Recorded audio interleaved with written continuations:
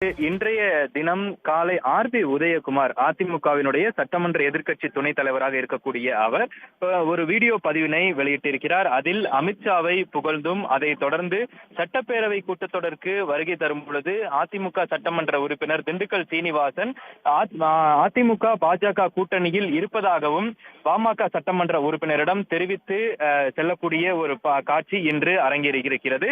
அதிலும் குறிப்பாக கடந்த 2 நாட்களாகவே அதிமுக பாஜக கூட்டணி என்ற ஒரு பேச்சு தொடர்ந்து எழுந்து வரக்கூடிய ஒரு நிலையில் எடப்பாடி பழனிசாமியும் டெல்லி சென்று நேற்று திரும்பியிருந்தார். இந்த நிலையில் இன்றைய தினம் சட்டப்பேரவைக்கு திண்டுக்கல் சீனிவாசன் வரும்பொழுது பாமகவினுடைய சட்டமன்ற உறுப்பினர்கள் ஜி.கே. மணி, அருள், சதாசிவம் உள்ளிட்ட 5 சட்டமன்ற உறுப்பினர்களும் வரும்பொழுது பாமகவினுடைய மேட்டூர் சட்டமன்ற உறுப்பினர் சதாசிவத்திடம் நாங்க உங்களோடு கூட்டணியில் இருக்கிறோம், அதாவது அதிமுக, பாஜக, பாமக நாம 3 பேரும் கூட்டணியில் தான் இருக்கிறோம் என்ற ஒரு பதிவினை மேட்டூர் சட்டமன்ற உறுப்பினர் சதாசிவத்திடம் நகைப்போடு பேசி செல்லக்கூடிய ஒரு காட்சியும் இருந்தது. அதனைத் தொடர்ந்து செய்தியாளர் அவரிடம் கூட்டணி உறுதியாகிவிட்டதா என்பது குறித்த கேள்விக்கு நாங்கள் எப்போதுமே கூட்டணியில் தான் இருக்கிறோம் என்ற பதிலையும் சதாசிவம் தெரிவித்து உள்ளே சென்றிருந்தனர். இந்த நிலையில் இன்று காலை ஆர்.பி. உதயகுமார் காணொலி காட்சியில் வெளியிடும் பொழுது அமித்ஷாவை புகழ்ந்தும் அதனைத் தொடர்ந்து திண்டுக்கல் சீனிவாசன் கூட்டணியில் இருப்பதை உறுதி செய்தும் என்ற பல்வேறு கருத்துக்கள் தொடர்ந்து வந்து கொண்டிருக்கக்கூடிய ஒரு நிலையில்